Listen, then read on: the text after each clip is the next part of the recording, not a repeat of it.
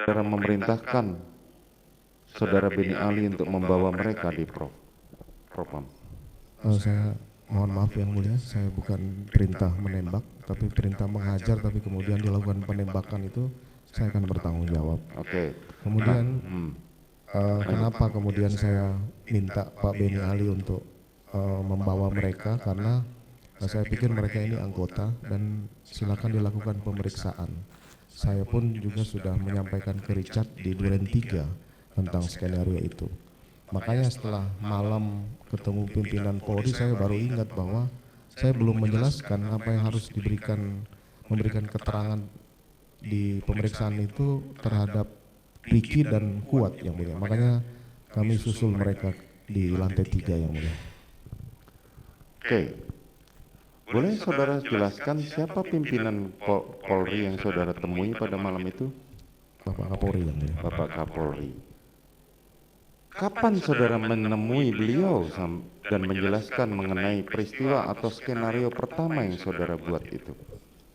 Setelah jenazah dibawa ke rumah sakit, kemudian saya berangkat ke Mabes Polri untuk melaporkan kejadiannya yang mulia. Saudara melaporkan kejadian ini. Apa tujuan dan maksud saudara untuk melaporkan kejadian ini kepada beliau? Karena saya pikir ini kan kejadian yang terjadi di salah satu pejabat utama yang mulia. Makanya saya harus melaporkan ke beliau. Karena ini satu kejadian yang terjadi di rumah kediaman pejabat utama Polri, sehingga saudara harus melaporkan. Demikian yang mulia. Dan pada saat saudara melaporkan, memang niat dari awal, skenario awal itulah yang saudara jelaskan. Demikian yang mulia. Artinya dari awal memang niat saudara melaporkan kepada pimpinan dalam hal ini Kapolri adalah niat untuk berbohong. Itulah salah saya yang mulia. Oke. Selanjutnya, saudara setelah menemui pimpinan Polri, saudara tadi menjelaskan bahwa saudara teringat belum menjelaskan kepada Ricky dan Kuat Ma'ruf. Demikian yang mulia. Saudara datang menemui mereka dan pada saat itu saudara mengatakan kepada saudara saksi pemeriksa itu, siapa yang pemeriksa waktu itu saudara temui? Saya lupa yang mulia. Mereka diperiksa di 3 ruangan pemeriksaan berbeda. Kemudian saya minta untuk saya mau bicara sama mereka bertiga yang mulia. Siapa saudara jaksa yang saksi yang menerangkan bahwa itu ilusi kemarin? Sugeng Putut Wicaksono. Saudara sempat menemui? Itu Sesro Provos yang mulia. Itu bertemu saya setelah menemui 3 orang ini. Setelah saya setelah menemui setelah menemui mereka bertiga, bukan pada saat sedang diperiksa oleh Sugeng Putut. Iya yang mulia. Saudara sudah tidak ingat lagi siapa yang saudara temui meminta untuk agar 3 orang itu dikumpulkan? Saya lupa yang mulia, yang jelas anggota Provos yang mulia. Yang jelas anggota Provos. Saudara menemui ketiga terdakwa itu di satu ruangan. Pemeriksaan dilakukan di ruangan terpisah, kemudian saya minta untuk mereka bertemu saya di ruangan tersendiri di pojok yang mulia. Menemui di ruangan tersendiri di pojok. Apa yang saudara sampaikan kepada para terdakwa itu? Yang pertama saya tanyakan ke Kuat Ma'ruf, kamu sudah diperiksa? Sudah Bapak. Kamu kasih keterangan apa? Saya baru kasih keterangan terkait kejadian di Magelang. Oh gitu? Ya sudah, kamu nggak usah sampaikan kejadian di Magelang. Nanti kamu sampaikan aja bahwa mendengar suara tembakan terus kamu tiarap. Karena saya tahu bahwa Kuat tidak mungkin saya sampaikan terlalu detail yang mulia karena saya tahu kemampuannya. Kemudian saya berlanjut ke Ricky. Kamu sudah cerita apa? Saya baru ditanya-tanya awal, Bapak. Ya sudah, kamu dukung Richard bahwa kamu melihat Yosua menembak ke arah dinding, kemudian kamu tiarap setelah dengar bunyi tembakan yang mulia. Nah untuk Richard saya sampaikan sebagaimana yang saya sampaikan di Duren 3 tadi, kamu bertahan aja di keterangan itu. Demikian yang mulia. Itu yang saudara sampaikan bertiga. Demikian. Jadi kurang lebih 15 menit saya minta ya kamu kembali diperiksa aja semua.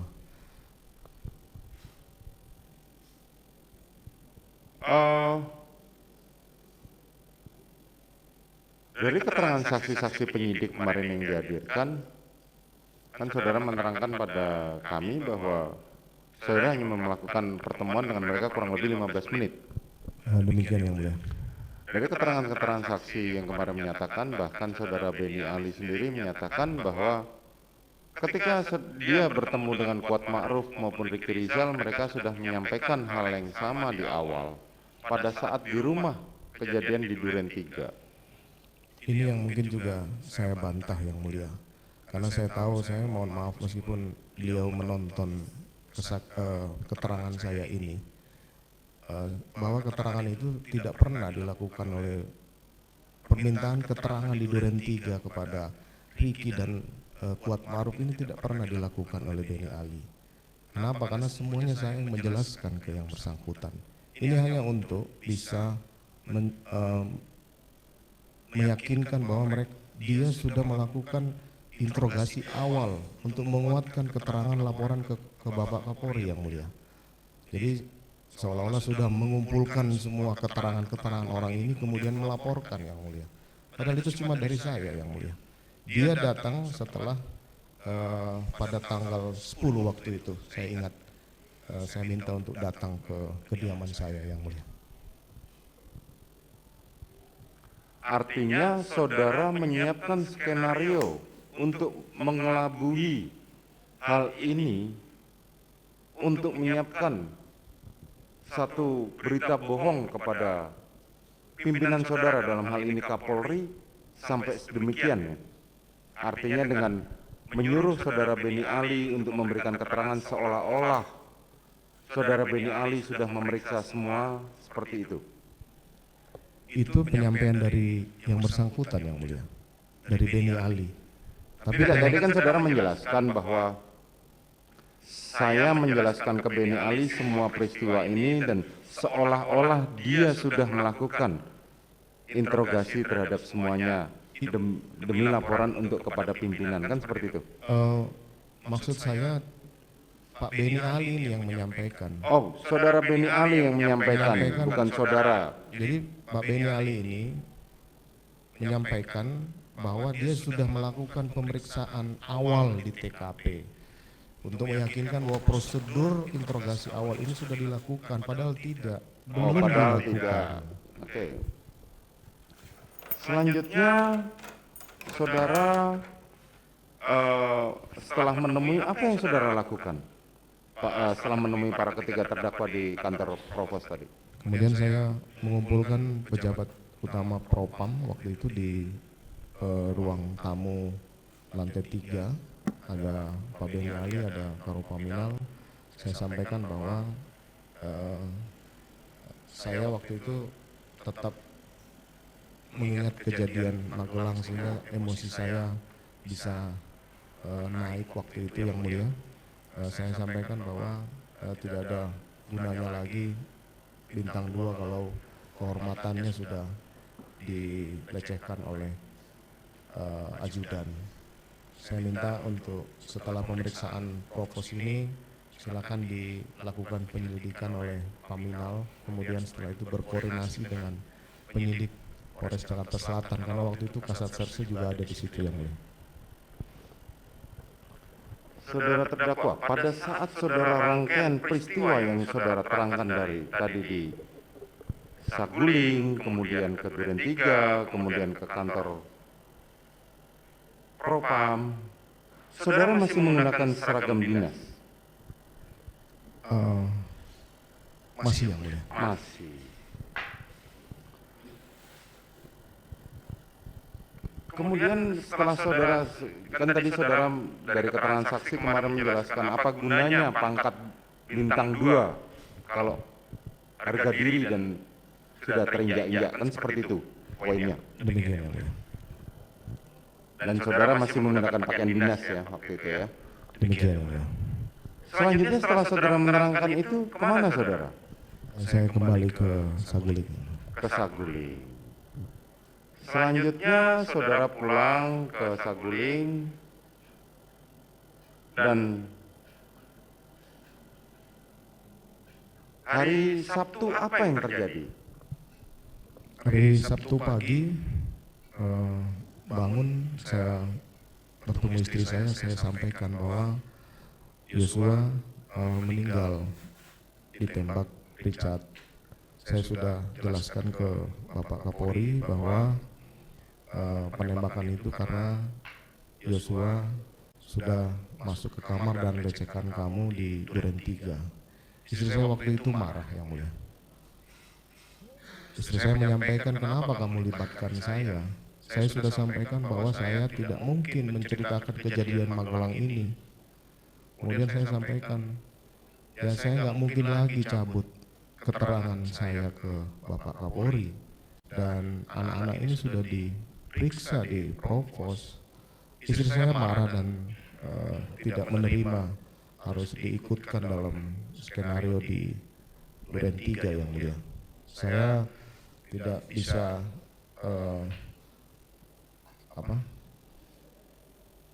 bertemu terus karena sudah marah. Akhirnya saya telepon Karo Pamina yang mulia. Saya sampaikan, bro, nanti pemeriksaan 3 orang itu di tempat bro aja, biar penyidik meriksa di sana karena ini menyangkut aib dari mbakmu. Itu yang kemudian langkah yang saya lakukan karena istri saya tidak terima dilibatkan dalam skenario yang saya sampaikan, karena pembuatan skenario itu saya terlalu percaya diri waktu itu, mencoba membuat kejadian Magelang itu di Duren 3 yang mulia, tapi tidak lengkap, hanya pelecehan yang mulia. Di situ mungkin yang saya sesali sampai hari ini yang mulia. Selanjutnya, saudara tadi mengatakan bahwa saudara menjelaskan bahwa saudara korban Yosua sudah tidak ada dan saudara menceritakan kepada istri saudara seperti itu ya. Demikian yang mulia. Pada saat tanggal 8 saat saudara menjemput, itu kemarin kami ke lokasi tempat kejadian perkara, jarak antara kamar istri saudara dengan lokasi penembakan itu tidak terlalu jauh. Dan pintunya kalau tidak salah beberapa saksi menjelaskan itu tidak tertutup rapat. Kenapa saudara menjelaskan kepada kami saat ini bahwa saudara menjelaskan kembali kepada istri bahwa Yosua sudah tidak ada? Apakah pada saat saudara menjemput istri saudara sudah tahu bahwa Yosua sudah tidak ada?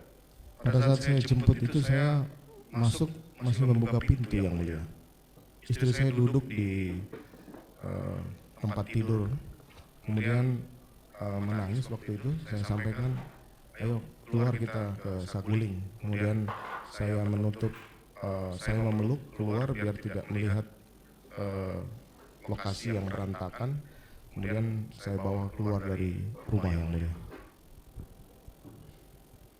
Jadi pada saat saudara menjemput istri saudara menurut saudara belum tahu kalau Yosua sudah meninggal? Belum tahu yang mulia. Belum tahu.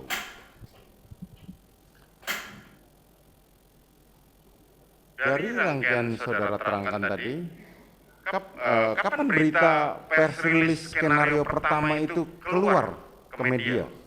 Itu di hari Senin yang mulia. Di hari Senin. Hari Senin yang mulia. Pada waktu itu yang pertama keluar adalah melalui dari Kapolres Jakarta Selatan. Yang pertama dari Divisi Humas, kemudian Divisi Humas. dilengkapi oleh Kapolres Selatan, dan semuanya itu memang skenario yang saya sampaikan setelah kejadian ini.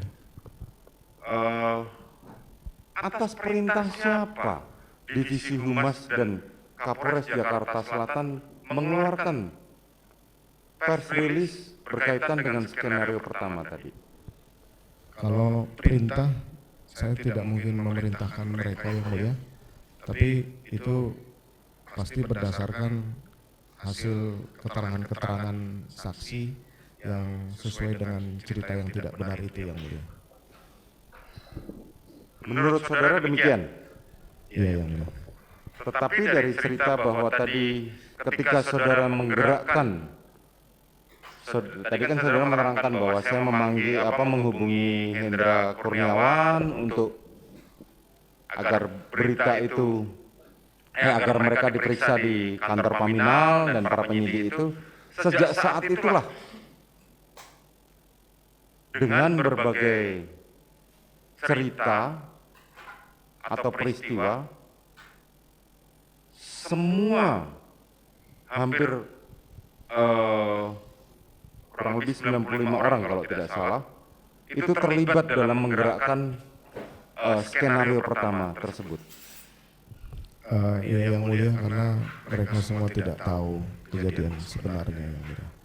Betul, artinya kan ketika saudara mulai bercerita dari peristiwa tanggal 8 sampai dengan tanggal 9 tadi, disitulah mulai bergerak semua tangan-tangannya, sehingga skenario yang saudara jalankan itu tersebar keluar, begitu.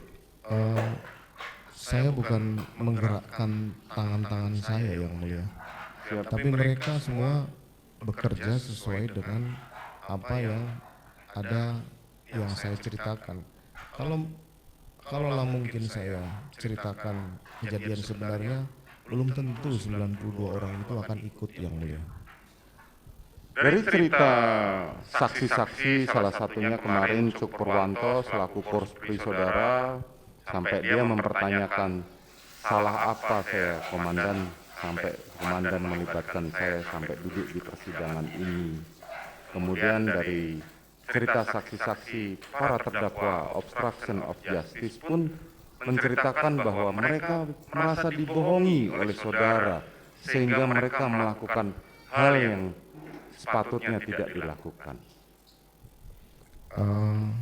Itu juga mungkin sudah saya sampaikan bahwa mereka tidak tahu cerita sebenarnya. Mereka hanya menjalankan proses yang saya sampaikan di Duren 3 pasca kejadian yang mulia. Nah, kalau mereka kemudian di awal menganggap bahwa tidak ada kebohongan, itu saya tidak pernah memaksakan mereka untuk melakukan ataupun tidak melakukan sesuatu terkait dengan mengembangkan kasus ini. Nantilah pada saat kemudian tim sus turun yang mungkin berpangkat lebih tinggi dari saya, kemudian berani melakukan menanyakan hal-hal yang detail dan melihat hal-hal yang mencurigakan ini, kemudian mereka kemudian melakukan penyelidikan ulang yang mulia.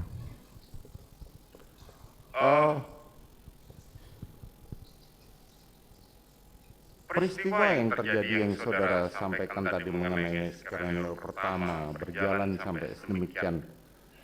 Beberapa saksi kemarin mengatakan, tadi saudara mengatakan bahwa saudara memerintahkan kepada Cuk Purwanto, kepada Baikuni, kepada Arif Rahman untuk menghancurkan CCTV dengan perintah bahwa coba dilihat dulu, kemudian ketika saudara mendapat laporan bahwa ternyata pada saat ternyata cerita antara skenario yang saudara ceritakan dengan fakta yang ada di CCTV berbeda, saudara memerintahkan, bahkan sempat mengancam pada mereka kalau terjadi sampai itu kalian yang bertanggung jawab. Semua itu saya akui yang mulia, dan itu salah saya.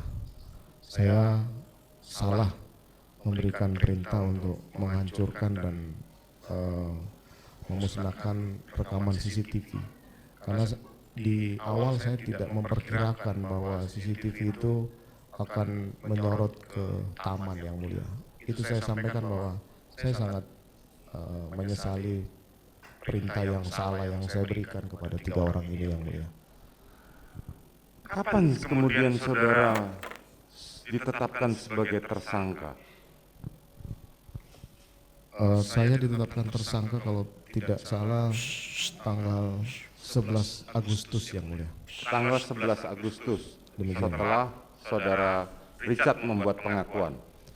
Jadi saya perlu jelaskan bahwa Silakan. pengakuan pertama Richard itu di tanggal 5 yang mulia. Saya waktu itu di rumah malam-malam dihubungi oleh salah satu pejabat utama, kepala divisi TIK. Dia menyampaikan bahwa, bro, ini Richard merubah keterangan. Lalu saya sampaikan, merubah keterangan bagaimana? Iya, ini sudah buat pernyataan dan sudah menghadap tim sus dan Kapolri menjelaskan bahwa bro yang nembak semua.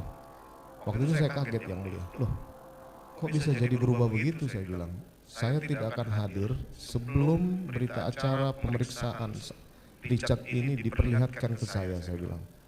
Karena saya tidak pernah merasa melakukan penembakan, apalagi 5 kali yang seperti yang disampaikan oleh Richard di keterangan awal.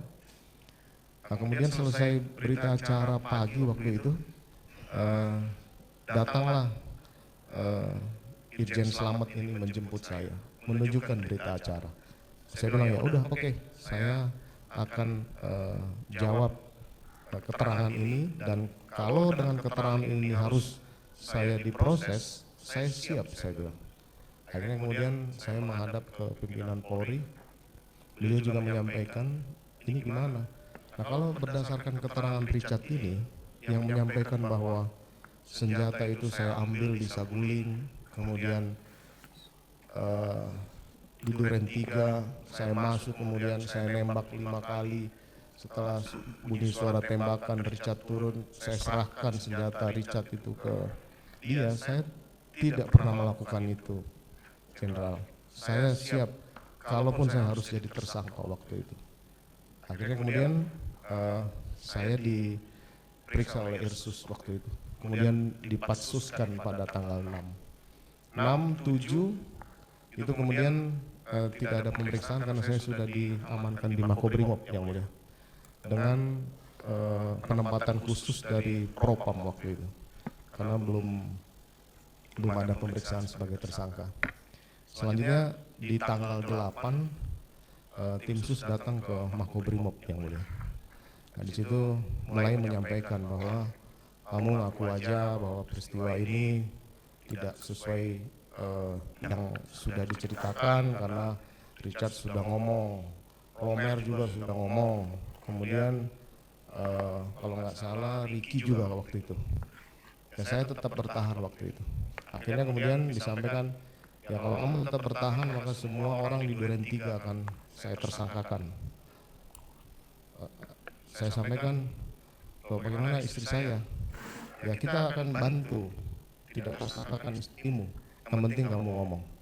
Nah, karena saya merasa bahwa istri saya tidak salah, kenapa harus ditersangkakan, dan dia korban. Akhirnya kemudian saya menjelaskan cerita yang sebenarnya yang saya sampaikan di persidangan ini yang mulia. Pada tanggal berapa saudara menjelaskan? Tanggal 8 yang mulia. Tanggal 8. Maaf, setelah itu saya kemudian langsung diperiksa sebagai saksi waktu itu.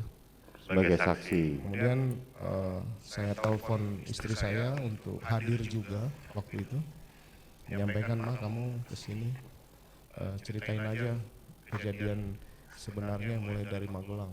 Istri saya waktu itu menangis yang mulia karena menyampaikan bahwa ini mungkin penyebabnya saya, sehingga kejadian aib yang diderita oleh istri saya, perlakuan Joshua ini harus dibeberkan di penyidik kejadian di Magelang itu.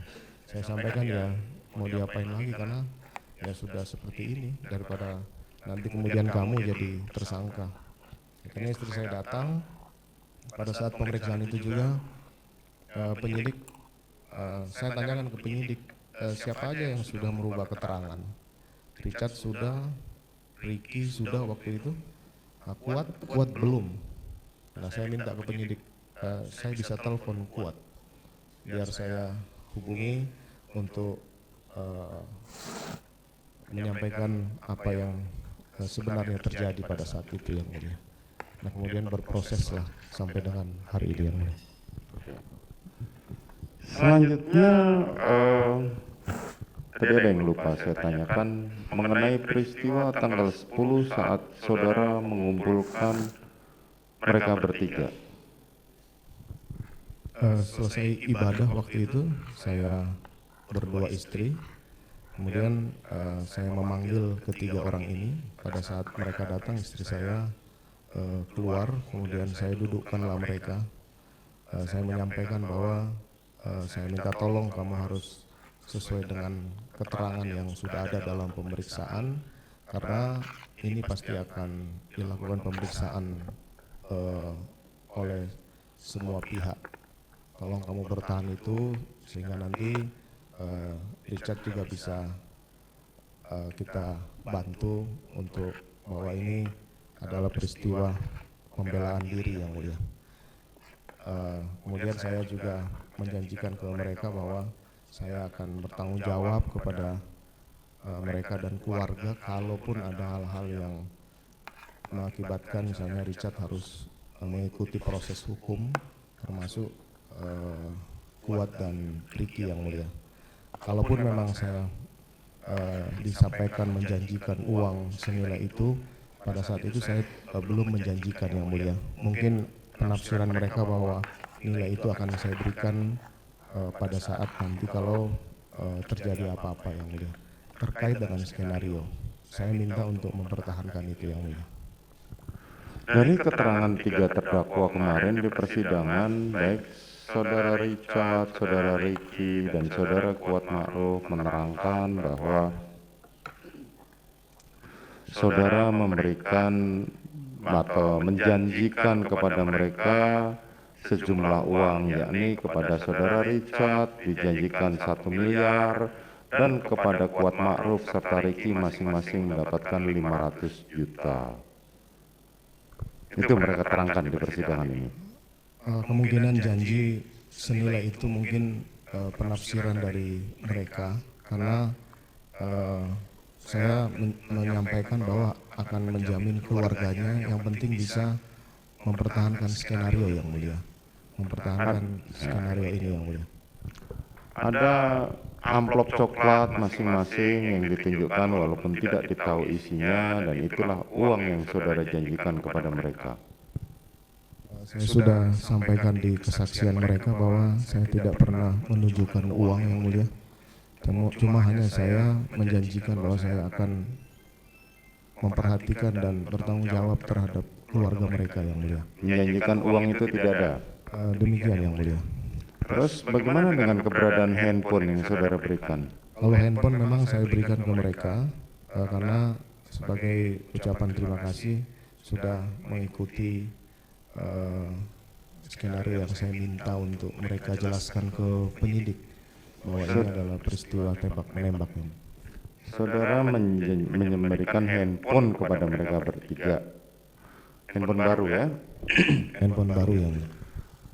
Kemudian saudara memberikan, pada saat saudara memberikan itu istri saudara ada di samping saudara.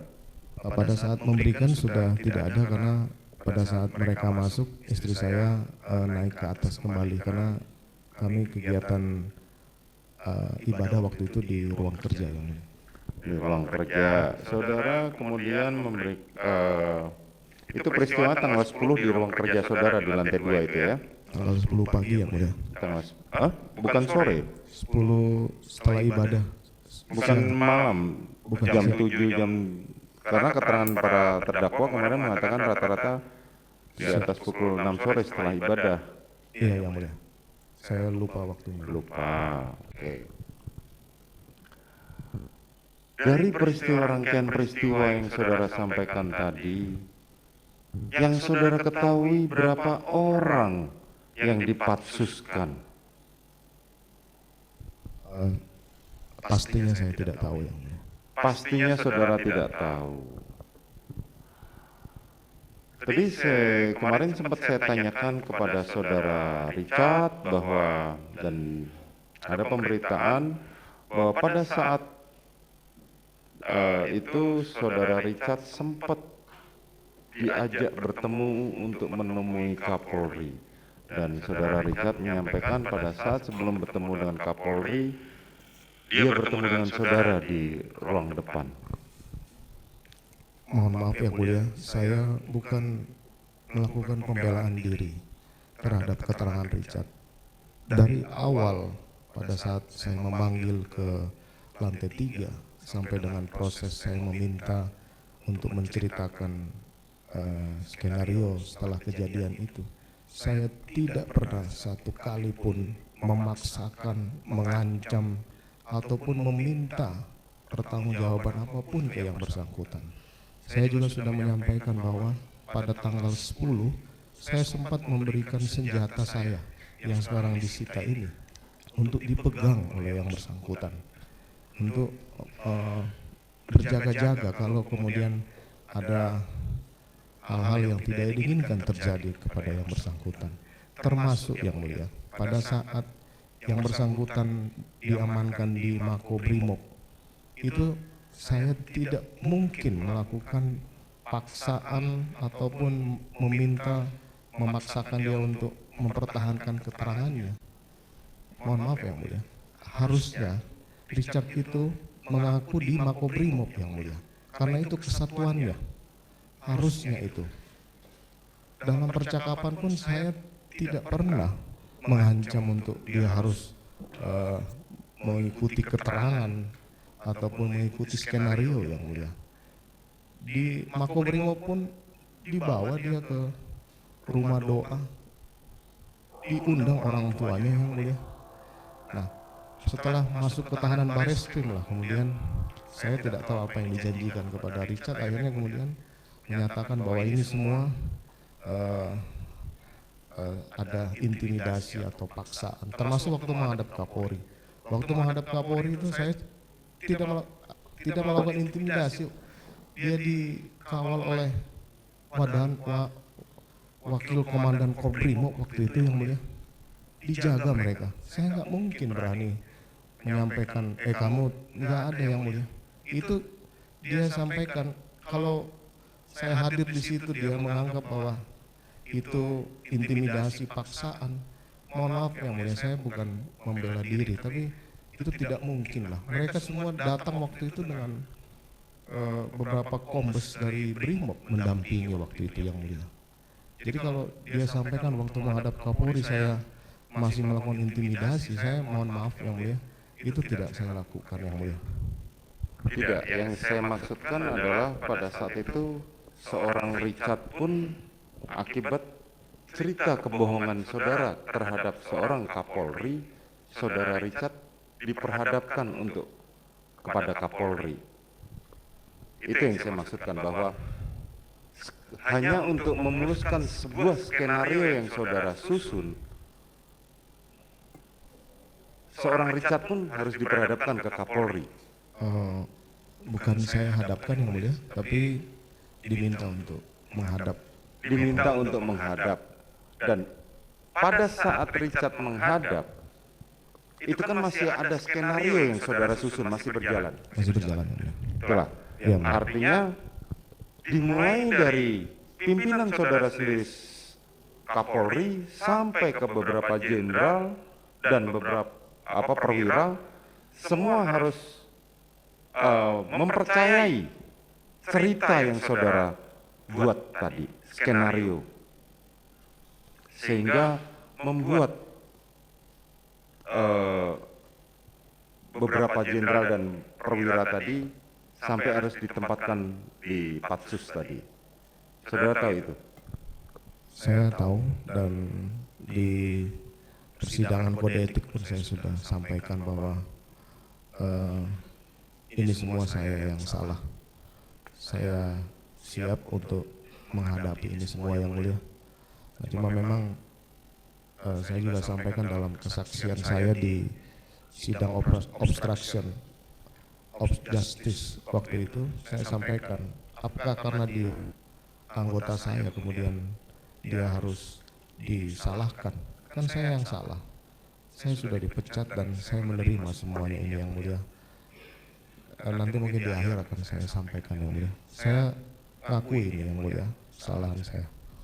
Ya, saya ingin menyampaikan bahwa akibat skenario yang saudara susun itu sedemikian rupa dampak yang terjadi.